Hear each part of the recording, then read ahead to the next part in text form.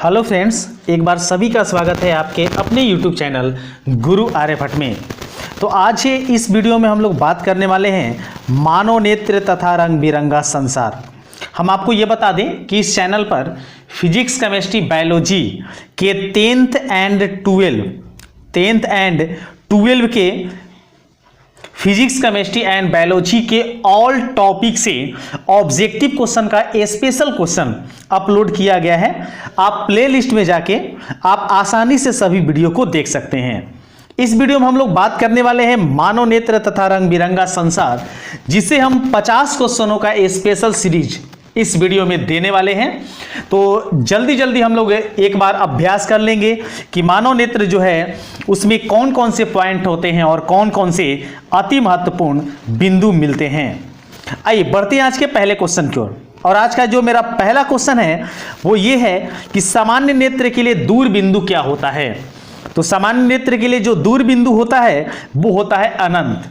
और आपको यह भी बता दें कि मानव नेत्र का जो स्पष्ट दृष्टि की न्यूनतम दूरी है वो होता है 25 सेंटीमीटर। बढ़ते हैं आज के दूसरे क्वेश्चन की ओर। और आज का जो मेरा सेकंड क्वेश्चन है वो क्वेश्चन है कि अभिनेत्र लेंस की फोकस दूरी में परिवर्तन किया जाता है। अभिनेत्र लेंस की फोकस दूरी जो है वो किसके द्वारा परिवर्तित की जाती है, आपको ये बताना है। तो इसका राइट आंसर होगा ऑप्शन नंबर सी, पक्षमाभि द्वारा। अभिनेत्र लेंस की फोकस दूरी पक्षमाभि द्वारा परिवर्तन की जाती है। बढ़ेंगे आज के अगले क्वेश्चन की ओर, तीसरे नंबर में। और तीसरा नंबर में है कि स्पेक्ट्रम के किस रंग के किरण का झुकाव अधिक होता है। जैसे हम लोग जानते हैं कि प्रिज्म से जब प्रकाश की किरणें हम गुजारते हैं तो ये 7 रंगों में इस प्रकार से बट जाता है। और यहाँ पर जो 7 रंगों की पट्टी बनती है उसी को हम कहते हैं स्पेक्ट्रम। तो स्पेक्ट्रम में किस रंग का झुकाव सबसे ज्यादा होता है। तो स्पेक्ट्रम में सबसे निचले भाग में बैंगनी होता है और सबसे ऊपर वाले भाग में रेड अर्थात लाल होता है। तो याद रखेंगे कि स्पेक्ट्रम में सबसे ज्यादा जो झुकाव होता है वो बैंगनी का होता है, अर्थात ऑप्शन नंबर डी जो होगा इसका राइट आंसर होगा।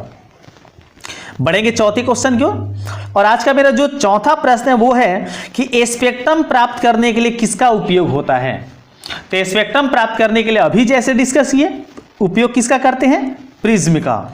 तो चौथे का राइट आंसर होगा ऑप्शन नंबर डी, प्रिज्म। बढ़ेंगे अगले क्वेश्चन की ओर।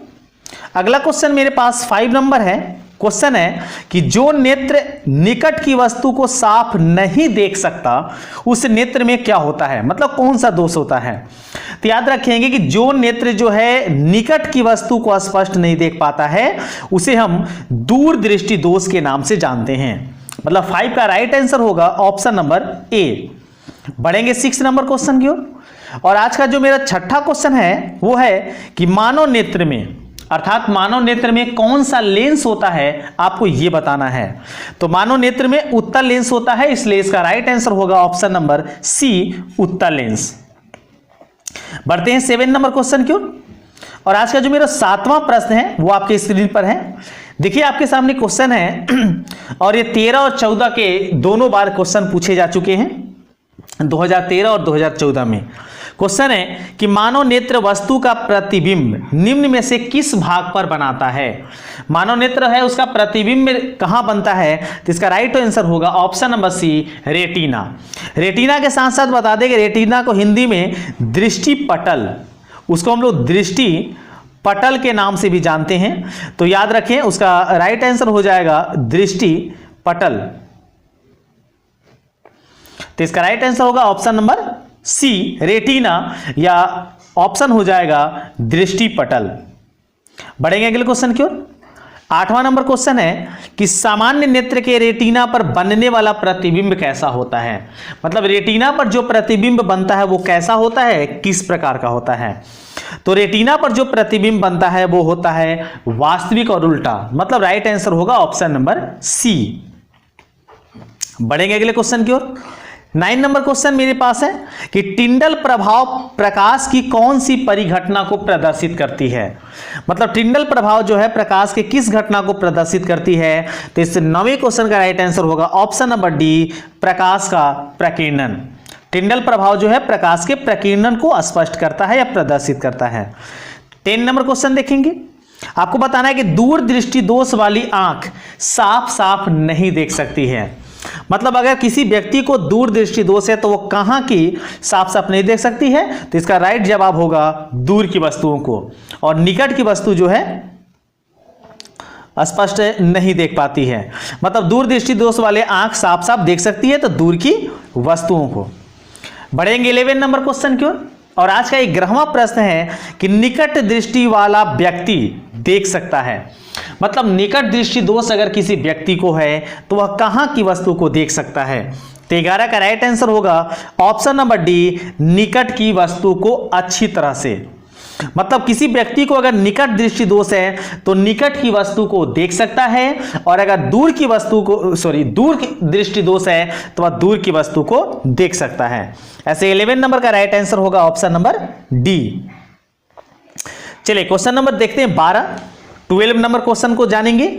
आपको बताना है कि निम्नांकित चित्र का क्या सूचित करता है। ये जो आपके सामने चित्र दिखाया गया है वो कौन से दृष्टि दोष को प्रदर्शित करता है, आपको यह स्पष्ट करना है। तो याद रखिए कि अगर इस रेटिना, चूंकि इस भाग में नेत्र के रेटिना होता है और रेटिना के बाहर अगर दिखाया गया है तो वो जो दोष है, अच्छे से याद रखेंगे कि अगर दूर दिखाया गया है तो वह दोष जो होगा वह दूर दृष्टि दोष होगा, अर्थात दीर्घ दृष्टि दोष होगा। और अगर निकट दिखाया गया, क्रॉसिंग पॉइंट अगर निकट होता है तो वह निकट दृष्टि दोष होगा।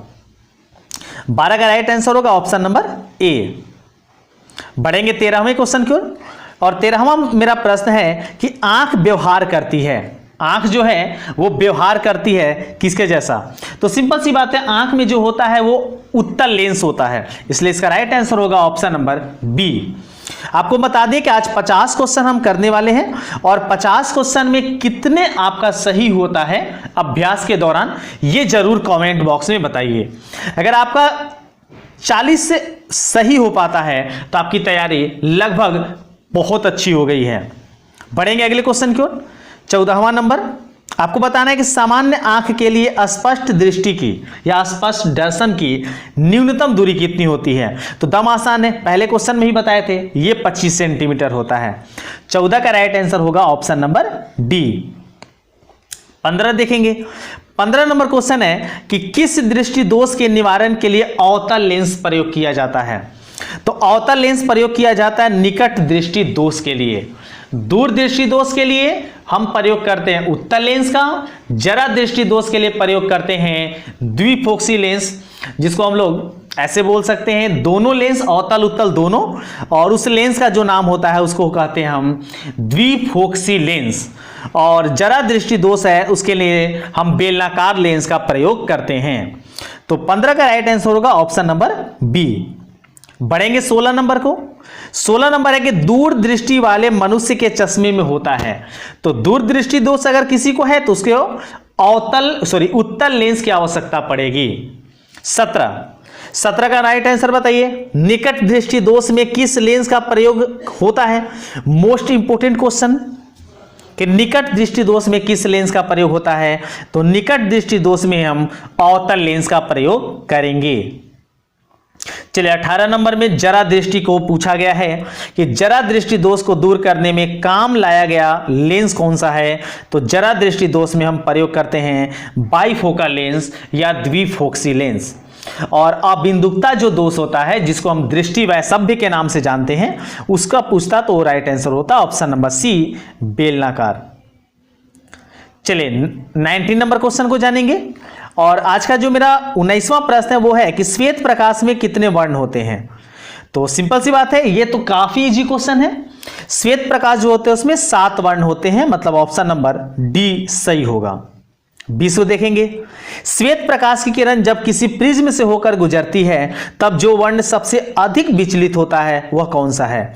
जैसे प्रिज्म से गुजारते हैं तो सबसे ज्यादा विचलित कौन सा होता है, अभी डायरेक्ट बात किए थे बैगनी। तो राइट आंसर होगा ऑप्शन नंबर सी बैगनी। चलिए अगले क्वेश्चन को देखते हैं। 21 नंबर 21 में है कि श्वेत प्रकाश जब किसी प्रिज्म से होकर गुजरता है तो जो वर्ण सबसे कम विचलित होता है वो क्या है। तो इसका राइट आंसर होगा ऑप्शन नंबर ए लाल। बैगनी सबसे ज्यादा और लाल सबसे कम विचलित होता है। 22 नंबर को देखेंगे। 22 क्वेश्चन है कि प्रिज्म के भीतर से होकर गुजरने पर श्वेत प्रकाश के अपने विभिन्न घटकों में विभाजन को क्या कहते हैं? तो याद रखें कि प्रिज्म के अंदर जो 7 रंगों में बंटने की घटना होती है, प्रिज्म से जब प्रकाश गुजरता है 7 रंगों में जो बंट जाता है, इस क्रिया को हम कहते हैं वर्ण विक्षेपण। मतलब option number B is right answer. चलिए 23 नंबर क्वेश्चन को जानिए। 23वां क्वेश्चन है कि प्रकाश के किस वर्ण के लिए तरंग दैर्घ्य सबसे अधिकतम होता है? तो प्रकाश का लाल जो भाग है उसका तरंग दैर्घ्य सबसे अधिकतम होता है और इसका तरंग दैर्घ्य लगभग होता है 7500 एंगस्ट्रम। और यह भी बता दें कि सबसे कम जो होता है वो बैगनी का होता है, जो लगभग होता है 4000 एंगस्ट्रम। तो याद रखें कि प्रकाश के लिए सबसे अधिक तरंग दैर्घ्य लाल का और सबसे कम जो तरंग दैर्घ्य है वो बैगनी का होता है। बढ़ेंगे 24वें नंबर क्वेश्चन की ओर। 24वां प्रश्न मेरा है कि प्रिज्म से निकलने के बाद श्वेत किरणें क्यों 7 रंगों में विभक्त हो जाती हैं? मतलब श्वेत प्रकाश 7 रंगों में बंट जाता है, इसका कारण बताना है आपको कि इसका कारण क्या है। ऐसे इसका राइट आंसर बता दें और इसका राइट आंसर होगा ऑप्शन नंबर सी, क्योंकि सूर्य का श्वेत प्रकाश 7 रंगों का मिश्रण है। क्योंकि सूर्य का श्वेत प्रकाश जो होता है 7 रंगों का मिश्रण है, इसलिए इस प्रकार की घटना होती है। बढ़ेंगे 23वें नंबर क्वेश्चन की ओर और मेरा 23वां प्रश्न है कि प्रकाश के किस वर्ण के लिए तरंग दैर्घ्य अधिकतम होता है? चलिए ये तो क्वेश्चन हो गया। लाल का जो तरंग दैर्घ्य होता है सबसे ज्यादा होता है और बैगनी का तरंग दैर्घ्य जो होता है वो सबसे कम होता है। चलिए बढ़ते हैं 26 नंबर क्वेश्चन की ओर और 26वां मेरा प्रश्न है कि प्रिज्म से गुजरने पर, चलिए ये भी हो गया, इसका राइट आंसर हुआ था 26 नहीं हुआ है, 26 को देख लेते हैं। प्रिज्म से गुजरने पर सूर्य के प्रकाश की किरणें विभिन्न भागों में बढ़ जाती है, इसका कारण क्या है? तो प्रिज्म से जब श्वेत प्रकाश गुजरता है तो क्यों बढ़ जाती है, आपको यह बताना था। तो इसका राइट आंसर होगा ऑप्शन नंबर डी, विभिन्न रंगों की किरणों की विचलन भिन्न भिन्न होती है। मतलब 26 का राइट आंसर होगा ऑप्शन नंबर डी। चलिए 27 को बात करते हैं। एक न्यूमेरिकल दिया गया आपके सामने, आपको बताना है कि एक उत्तल लेंस की फोकस दूरी 20 सेंटीमीटर है तो इसकी क्षमता क्या होगी? तो याद रखें अगर ये सेंटीमीटर में दिया है और क्षमता निकालना है तो P = होता है 100/f। तो अगर मान लीजिए f का मान रखते हैं 20, तो 20 से 100 को अगर भाग लगाते हैं तो आता है आपका है 5। मतलब इसका राइट आंसर होगा 5 डायोप्टर। क्योंकि उत्तल लेंस की फोकस दूरी पॉजिटिव होती है इसलिए प्लस में 5 आएगा। इसका मतलब यहां कोई ऑप्शन नहीं दिया है, राइट आंसर होगा ऑप्शन नंबर डी, इनमें से कोई नहीं। लेकिन अगर ये उत्तल के बदले अगर अवतल लेंस पूछा होता तो मेरा -5 डायोप्टर सही होता। चलिए 28 नंबर क्वेश्चन को देखें। आपको बताना है कि पुतली के साइज को नियंत्रित करता है, पुतली का जो साइज है उसको कौन नियंत्रित करता है, आपको यह बताना है। तो पुतली के साइज को नियंत्रित करने का कार्य करता है परितारिका। मतलब 28 का राइट आंसर होगा ऑप्शन नंबर बी। बढ़ेंगे अगले क्वेश्चन की ओर। 29 क्वेश्चन नंबर को देखेंगे और 29 नंबर क्वेश्चन में है आपके सामने कि किस दृष्टि दोष को अवतल और उत्तल दोनों लेंस से बने द्विफोक्सी लेंस के संशोधित किया जाता है? तो अवतल उत्तल दोनों लेंस किस में प्रयोग होता है? तो उसको हम कहते हैं द्विफोक्सी लेंस। और द्विफोक्सी जो लेंस है उसे हम जरा दृष्टि दोष या जरा दूर दृष्टि दोष में प्रयोग करते हैं। मतलब 29 का राइट आंसर होगा ऑप्शन नंबर सी। बढ़ेंगे 30वें नंबर क्वेश्चन की ओर और मेरा जो 30वां नंबर प्रश्न है वो ये है कि नेत्र में प्रवेश करने वाली प्रकाश किरणों का अधिकांश अपवर्तन कहां होता है? काफी इंपॉर्टेंट क्वेश्चन है और काफी अच्छा क्वेश्चन है आपके सामने। नेत्र में प्रवेश करने वाली प्रकाश किरणों का अधिकांश अपवर्तन कहां होता है? तो इसका राइट आंसर होगा ऑप्शन नंबर सी, कार्निया के बाहरी पृष्ठ पर। कार्निया के जो बाहरी पृष्ठ होता है वहां से अपवर्तन हो जाता है प्रकाश की किरणों का। चलिए बढ़ते हैं अगले क्वेश्चन की ओर। अगला क्वेश्चन मेरे पास 31 नंबर में है। क्वेश्चन है कि जब सूर्य का प्रकाश वायुमंडल से गुजरता है तो वायु के सूक्ष्म कण किस रंग के प्रकाश को अधिक प्रबलता से प्रकीर्ण करते हैं। मतलब आपको ये क्वेश्चन बताना है कि प्रकीर्णन सबसे ज्यादा सूर्य के प्रकाश में वायुमंडल के कणों द्वारा किसका होता है। तो इसका राइट आंसर अच्छे से याद रखिए, इसका राइट आंसर होगा ऑप्शन नंबर डी, नीला। वायुमंडल में अगर सवाल पूछ दिया तो वायुमंडल के लिए हमारा जवाब होगा नीला, जबकि सबसे ज्यादा जो प्रकीर्णन होता है वो लाल का होता है अगर वायुमंडल ना हो तो भी। इसलिए इस क्वेश्चन का राइट आंसर होगा ऑप्शन नंबर डी। 32 को जानते हैं। 32 क्वेश्चन है, मानव नेत्र कार्य करता है। मानव नेत्र जो है वो कैसा कार्य करता है। तो इसका तो हम सिंपल आंसर है, मानव नेत्र कार्य करता है कैमरा की तरह, क्योंकि कैमरा में भी उत्तल लेंस लगा होता है और मानव नेत्र में भी उत्तल लेंस होता है। बढ़ेंगे 33वें क्वेश्चन की ओर। प्रकाश एक पतली झिल्ली से होकर नेत्र में प्रवेश करती है, इस झिल्ली को क्या कहते हैं।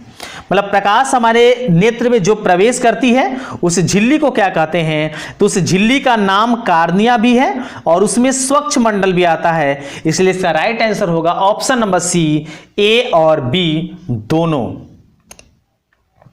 बढ़ेंगे अगले क्वेश्चन की ओर। 34वां नंबर क्वेश्चन देखेंगे। आपको बताना है कि नेत्र गोलक की आकृति लगभग कैसा होता है। तो नेत्र गोलक जो हमारा है वो लगभग गोलाकार होता है। नेत्र गोलक जो होता है लगभग गोलाकार होता है और इसी में हम लोग का उत्तल लेंस लगा होता है। बढ़ते हैं 35 नंबर क्वेश्चन की ओर। 35वां क्वेश्चन है कि नेत्र गोलक का व्यास लगभग कितना होता है। मतलब नेत्र गोलक जो है उसका व्यास लगभग कितना होता है। तो इसका राइट आंसर हम बताएंगे आपको ऑप्शन नंबर ए, 2.3 सेंटीमीटर, क्योंकि नेत्र गोलक का व्यास लगभग 2.3 सेंटीमीटर माना गया है। 36 को देखेंगे। आपके सामने क्वेश्चन है कि कार्निया के पीछे एक संरचना होती है, उसे क्या कहते हैं। जैसे कार्निया जो होता है उसके पीछे एक संरचना होती है, उस संरचना का नाम क्या है आपको यह बताना है। तो कार्निया के पीछे जो संरचना होती है वो होती है परितारिका। ऐसे मानव नेत्र में आगे भाग में इस भाग में कार्निया होता है और उसी के बगल में परितारिका होता है और इस भाग में होता है रेटिना। मतलब रेटिना जो है वो सबसे पीछे भाग में होता है। लेकिन इस क्वेश्चन का राइट आंसर होगा ऑप्शन नंबर ए। 37वें नंबर क्वेश्चन को जाने। तो 37वां प्रश्न है कि परितारिका नियंत्रण करती है। मतलब परितारिका जो है वो किसको नियंत्रित करती है ये बताना है। तो परितारिका हमारे नेत्र में नियंत्रित करती है पुतली के साइज को, और इसी के कारण जब हम अधिक प्रकाश से कम प्रकाश में जाते हैं तो कुछ देर तक दिखाई नहीं देता है। यही पुतली के साइज को नियंत्रित करने में कुछ देरी हो जाती है। बढ़ेंगे आज के अगले क्वेश्चन की ओर। 37 नंबर को देखेंगे और आज का मेरा 37वां प्रश्न है वो है कि परितारिका नियंत्रित करती है। तो इसका राइट आंसर हुआ ऑप्शन नंबर डी। चलिए बढ़ते हैं आगे। हो गया इस क्वेश्चन का आंसर। हाँ, बढ़ेंगे अगले क्वेश्चन की ओर। 38 नंबर, नेत्र में प्रवेश करने वाली प्रकाश की मात्रा को नियंत्रित करती है। तो नेत्र में जो प्रवेश करता है प्रकाश, उसको नियंत्रित करने वाला जो भाग है उसका नाम है पुतली। मतलब प्रकाश को नियंत्रित करता है पुतली, पुतली को नियंत्रित करता है परितारिका। अच्छे से याद रखेंगे इस बात को। चलिए 39, बृहत संख्या में प्रकाश सुग्राही कोशिकाएं कहां होती हैं। हमारे नेत्र में जो प्रकाश सुग्राही कोशिकाएं हैं वो कहां होती हैं आपको ये कंफर्म करना है। तो इसका राइट आंसर होगा ऑप्शन नंबर ए, रेटिना में। जहां पर मानव नेत्र का प्रतिबिंब वास्तविक और उल्टा बनता है उसी में प्रकाश सुग्राही कोशिकाएं सबसे अधिक होती हैं, सबसे ज्यादा होती हैं। 40वां क्वेश्चन देखें। तो 40 नंबर में है कि विद्युत सिग्नल कौन उत्पन्न करता है। मतलब हमारे नेत्र में जो विद्युत सिग्नल का प्रभाव है वो कौन सा भाग उत्पन्न करता है आपको यह कंफर्म करना है। तो इसका राइट आंसर होगा ऑप्शन नंबर बी, प्रकाश सुग्राही। प्रकाश सुग्राही जो है वो विद्युत सिग्नल को उत्पन्न करता है। 41 नंबर देखेंगे, सिग्नलों की व्याख्या कहां होती है। मतलब मानव नेत्र में जो सिग्नल की व्याख्या होती है वो क्या होता है। तो 41 का राइट आंसर होगा ऑप्शन नंबर ए, मस्तिष्क में। फिर से आपको बता दें कि 10th and 12 के 10th और 12 के ऑल सब्जेक्ट, 10th और 12 के जितने भी सब्जेक्ट हैं उन सभी सब्जेक्टों का ऑब्जेक्टिव, जिसमें मैथ, फिजिक्स, केमिस्ट्री का टोटल सॉल्यूशन आपको इस चैनल पर मिल जाएगा। साथ ही साथ बता दें कि फिजिक्स केमिस्ट्री बायोलॉजी के साथ साथ मैथ के भी पूरे सेशन आपको इसमें मिल जाएंगे। आप प्ले लिस्ट में जाके सारे वीडियो को देख सकते हैं। तो 41 का राइट आंसर हुआ ऑप्शन नंबर ए। चलिए 42 नंबर क्वेश्चन को देखेंगे। मोतियाबिंद की स्थिति होती है कब? जब आपके सामने 4 ऑप्शन है 42 नंबर क्वेश्चन का, और 42 का जो राइट आंसर होगा हम आपको राइट आंसर इसका बता देते हैं। और 42 का जो मेरा राइट आंसर होगा वो होगा ऑप्शन नंबर डी, ए और बी दोनों। मतलब मोतियाबिंद कब होता है? तो क्रिस्टलीय लेंस दूधिया हो जाने पर या क्रिस्टलीय लेंस धुंधला हो जाने पर। मतलब दूधिया हो जाएगा तो भी होगा और धुंधला हो जाएगा तो भी होगा। चलिए बढ़ेंगे अगले क्वेश्चन की ओर। 43वां क्वेश्चन देखेंगे। 43 नंबर क्वेश्चन है कि वायुमंडल में प्रकाश का कौन सा रंग अधिक प्रकीर्णन करता है? तो इसमें कोई संदेह किसी को होना ही नहीं चाहिए। सबसे ज्यादा अगर प्रकीर्णन पूछ दिया तो इस 43 का जो राइट आंसर होगा वो मेरा हो जाएगा ऑप्शन नंबर बी, नीला। क्योंकि देखिए वायुमंडल दिया हुआ है, वायुमंडल में प्रकाश का कौन सा वर्ण सबसे अधिक प्रकीर्णित करता है? तो नीला। चलिए बढ़ेंगे अगले क्वेश्चन की ओर। 44 नंबर, इंद्रधनुष में कितने रंग होते हैं? तो इंद्रधनुष चूंकि वर्ण विक्षेपण का ही एक रूप है इसलिए इसमें 7 वर्ण होंगे। मतलब ऑप्शन नंबर बी जो होगा राइट आंसर होगा। 45वां क्वेश्चन समझते हैं। 45 नंबर में है कि सर्वप्रथम सूर्य का स्पेक्ट्रम प्राप्त करने के लिए कांच के प्रिज्म का उपयोग किसके द्वारा किया गया था? मतलब प्रिज्म में जो प्रयोग किया गया है जिससे प्रकाश के वर्ण विक्षेपण क्रिया को समझाया गया है उसको सबसे पहले किस वैज्ञानिक के द्वारा स्पष्ट किया गया था, बताया गया था? तो इसका राइट आंसर होगा ऑप्शन नंबर ए, न्यूटन के द्वारा। बढ़ेंगे 46 नंबर क्वेश्चन। ये देखते हैं, यहां क्वेश्चन है कि इंद्रधनुष किस दिशा में बनता है?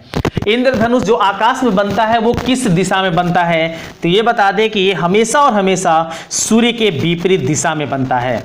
मतलब सुबह में अगर बनेगा तो पश्चिम की ओर और शाम को अगर बनता है तो पूरब की ओर बनेगा।